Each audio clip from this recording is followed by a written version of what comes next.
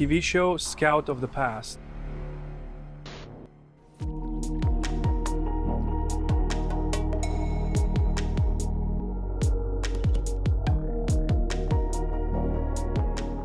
In the previous episode, I'm in the Alps, and behind me is probably one of the most impressive sites in this region. It's a former silver mine. Damn, this looks like something out of a horror movie. Oh good, straight into the shaft, wow. Scout of the Past.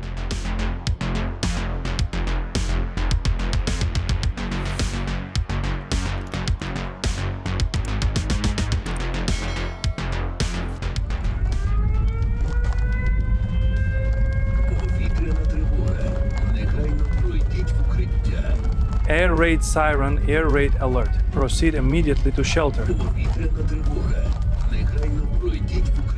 Hello, this is Scout of the Past. I'm Sharunas greeting you from Ukraine. We're driving with humanitarian aid towards the front. The first unloading was in Kiev, but our next goals are Donbass. We're currently on our way to Donbass just now. On the way, an air raid alert caught us on the road. Victoria's radio, the radio station says there's an air raid alert and we need to go to shelters, but unfortunately we were caught on the road, so there are no shelters here. We have to keep driving. Our convoy consists of 3 vehicles, 2 minibuses fully loaded with medical supplies and equipment. We're taking the medicine to a frontline hospital. This time, our furthest destination point where we need to unload medical supplies is about 1 kilometer from the contact line. I say approximately because the contact line moves back and forth. It's not precise, not stable. Intense battles are happening there. So roughly that's how it will be. For now we are on the road, having already passed Kiev. Checkpoints, the road is very bad, full of potholes. My car is loaded with medicine. I don't know if you can see, there are boxes behind me packed almost up to the ceiling. Another minibus is also driving, loaded with medicine and generators, which we will leave at the front line positions in the very front. A minibus and an SUV remain. The SUV is loaded with supplies needed for trench construction, plastic bags, large shovels and chainsaws. All this good stuff stays. Hopefully we'll manage to reach the place where the unloading is planned. We will visit several frontline hospitals where the first collected wounded are brought. And the furthest point involves medics on duty on the front line who work directly collecting the wounded from the battlefield, providing the very first emergency aid and delivering them to those military hospitals. This route for now, I'll film a road a bit, and well, this road is really unpleasant, but we have no other option. This is Eastern Ukraine, so the roads were particularly well maintained even in the past. Now during the war, the roads are even worse. We are now in Dnipro city, coordinating further actions. The first unloading is at Dnipro city hospital. Here's my car.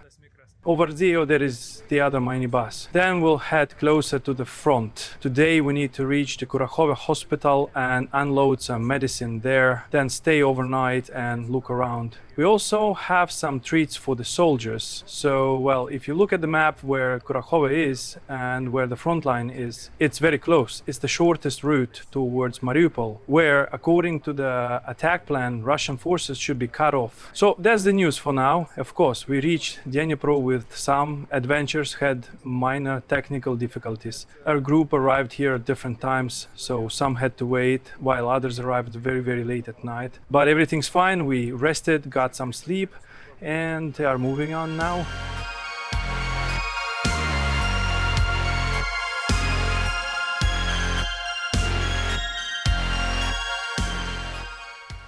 We arrive at the Dnipro hospital. We are coordinating a bit now on what to do next because the evacuation of the wounded is currently happening, both into and out of the hospital. It's a bit chaotic. People are moving. Ambulances are arriving. They are transporting Patriwire. And here the ambulances bring the wounded. Another ambulance Leonest, follow the ambulance now. Don't dawdle, drive right away. Not you, him. Is there one with you too? Ah, okay, you drive too. Wait, let the ambulances pass. Don't all jump out. Okay. Is this for the report? Хорошо. Это для отчета. Go, go, go, Lennis, drive. Another ambulance.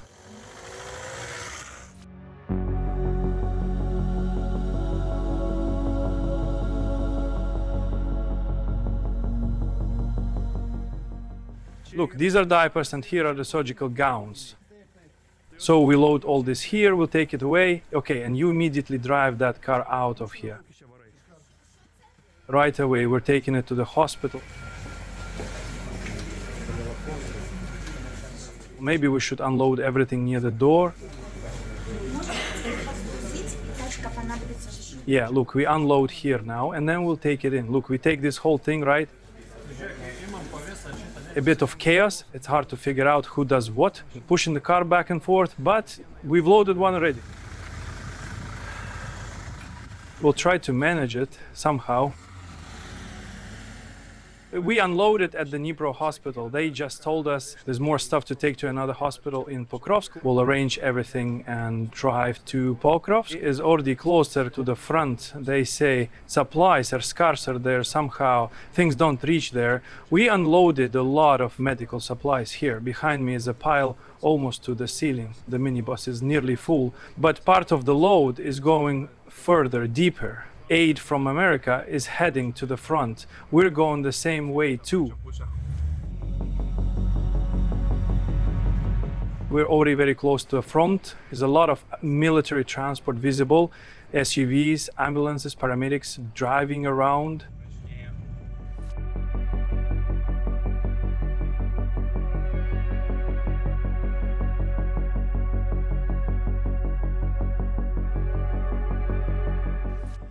All right, where are we now, Žvalgas? Turn towards that side. We are in the place where Putin promised to be long ago, but somehow we are here, looking at what's on this side. What's behind us?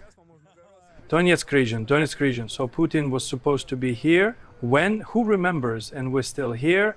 And this isn't the end. We'll drive further. About the situation, Žvalgas, where are we driving now and what awaits us? We're driving into Donetsk region beyond Kurakhova, deeper. Look at the map where Marinka is, where it's very hot. Bakhmut, Marinka. It doesn't get hotter, I think. These are the hottest spots in the world today. So we're heading right there now. Exactly there. Okay, good. This will be interesting. Okay, from here now, from this sign, apparently we need to put on our body armor because later there won't be a chance to stop. Whoever needs to, do your business now, use the bushes. And phones must be put on flight mode so we don't become a concentrated target in one spot. Because we might get hit by something, artillery at minimum or rockets. Okay, your body armor plus, helmet plus. Let's get in and drive deeper.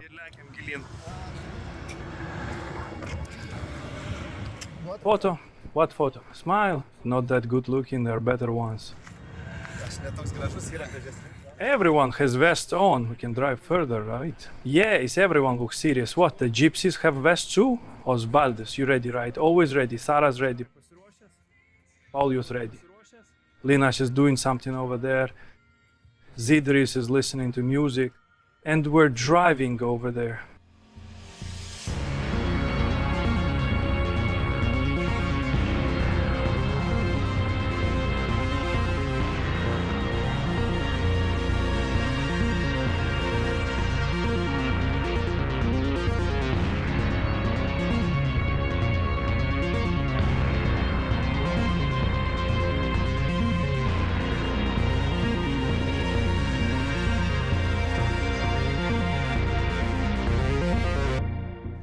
It's not very comfortable driving with this vest on. Can't even buckle the seatbelt. It kind of pushes upwards. This ballistic plate in the front does that. Okay, driving deeper.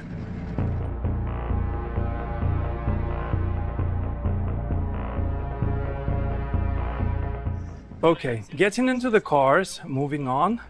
There's a bit of tension felt, although visually there are no signs of war here, just more military equipment and soldiers. This is already that kind of tougher place, more difficult. Over that way, a bit further, is Donetsk. Straight ahead that way is Vurelar, tens of kilometers away. On the road you can see traces, remains of burnt, exploded equipment in some places. We just passed another military convoy, stopped, so we'll try now to get to our point. It should go smoothly. We deliver to the hospital what we brought, and then we'll probably need to look for accommodation somewhere around here. I don't know, maybe we'll crawl into some basement because, well, it's not safe here. Constant artillery shelling, constant rockets hit this region. Those shahets are here. Well, Donetsk region, this is where the main heat is right now. It happens, of course, maybe not as hot as Bakhmut, but battles are constantly ongoing here too. So for now, the checkpoints seem to be letting us through. We say it's okay. Well, I have the necessary accreditation, so I think there shouldn't be any obstacles. Plus, Žvalgas is accompanying us here, guiding us. So he goes to the checkpoint first, stops, talks to the soldiers about something, and then our whole convoy is led through. Coming up next, the newbie got a task, baptism of a novice. Another base in a village near the front, a villager's house. They said they set up a base here. Cool. We've arrived near the front line at a small house to eat with the soldiers. Scout of the past. It's a bit uncomfortable, and this plate is very heavy. The vest is heavy. It's uncomfortable to sit, to drive, and walking is also uncomfortable. It weighs quite a bit, but we'll see. Now there's no other way. They said we can still drive without helmets. For now, keep the helmets here. If we see something suspicious or unpleasant, then we need to put the helmets on quickly. For now, maybe we can drive like this.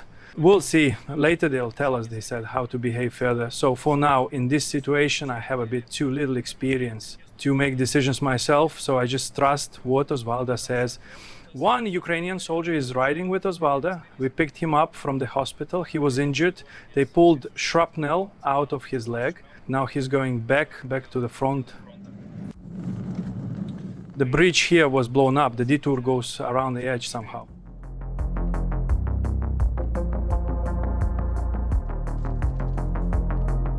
A temporary road has been made here on the side, on the right. The bridge is gone. Checkpoint after checkpoint. Like at the beginning of the war, when we drove to Kiev, there used to be several checkpoints in every village, at every intersection. There, now in Western Ukraine, those checkpoints are gone, removed, only at the main large intersections. But here, in every little village, at every intersection, there's a checkpoint. They check thoroughly. Minefields everywhere on the sides, signs are put up, trenches dug in the fields. Here, everything is much more serious for now.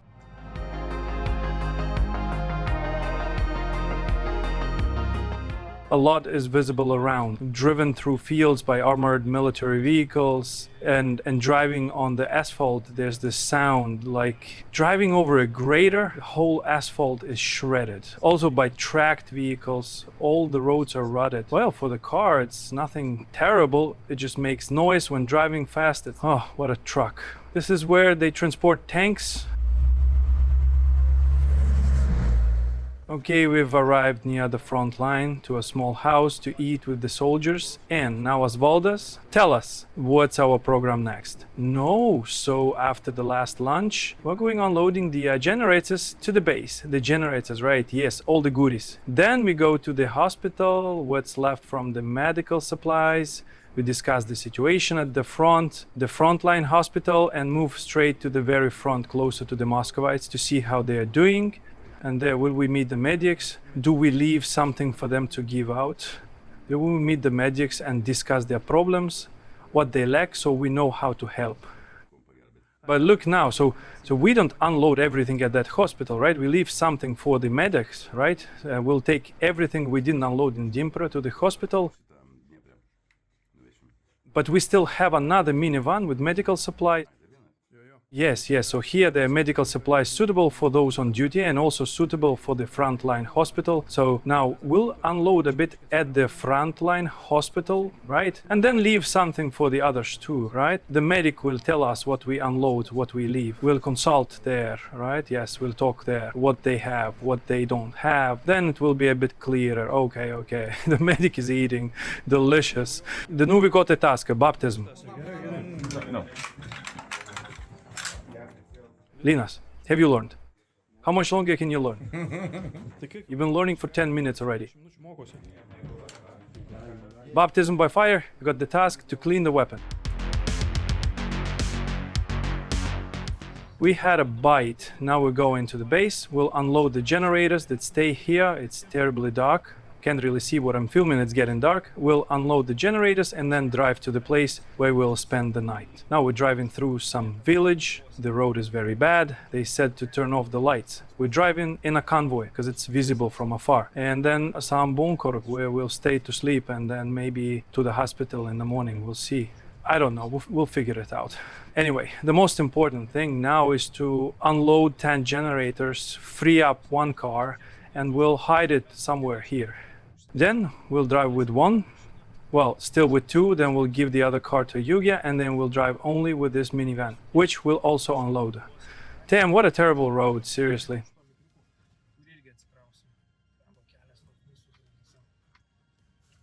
Zyder's headlights didn't turn off, not good.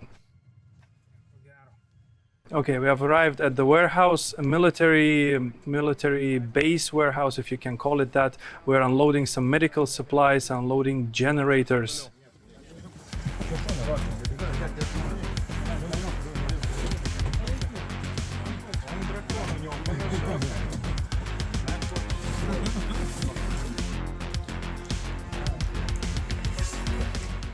Put it in the warehouse.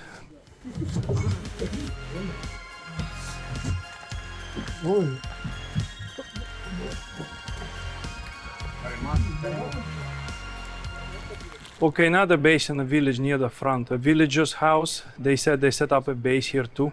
Let's go in.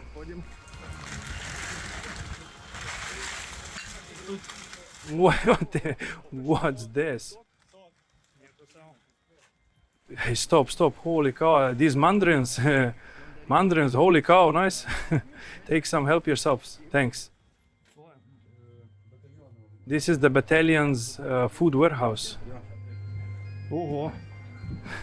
This is the battalion's food warehouse is here. Yes, why? Quite a bit. What can you say about the hygiene conditions? Excellent. Fish, chicken legs, pork. Here are chicken legs, pork, tomatoes, sausages, nice. And who provides for you? Who provides for us? Yes. Well, the Ministry of Defense and all these mandarins. Is this the ministry? Yes, this is all, it's not volunteers. This is all centralized for us. We drive like a distribution company. We go to a large warehouse, a very large warehouse. We pick up with large trucks, bring it here, and from here we distribute to 20 points at the zero line with small cars. And now, how many kilometers are we from the front? 23. So this is already the third zone, the third line. Is that considered so? Well, sort of, yes. But the day before, yesterday, there was an impact 300 meters back. Into a house? Into the house there where we were, where you were eating? Right there. An impact hit the house. Wow. And what hit? A rocket hit. 23 km. The SPGs can reach here. Well, they shell with grats. They shell once a week. Oh, holy cow. A little warehouse. Body armor, yes. Well, the body armor, the guys themselves, must meaning nobody starving? Yes, understood. Cool setup you have. This is the boiler room, yes. Boiler room, wahos. Oh, you even have candies, yes, of course. And there's a cat. Fat, whoa, what a fat one. The cat only eats sausages. Damn, look. And if you enjoyed this video, leave a comment, click subscribe, and be the first to see our latest journeys. And of course, don't forget to support Ukraine. in the next episode. Look, a BTA hidden in the bushes, just like in the movies, headquarters. You can hear both outgoing artillery and incoming. And Graz can be heard. We'll be practically surrounded, we'll have only one little road for retreat. It shook so much that even in our bunker, stuff started falling from the ceiling. Scout of the past.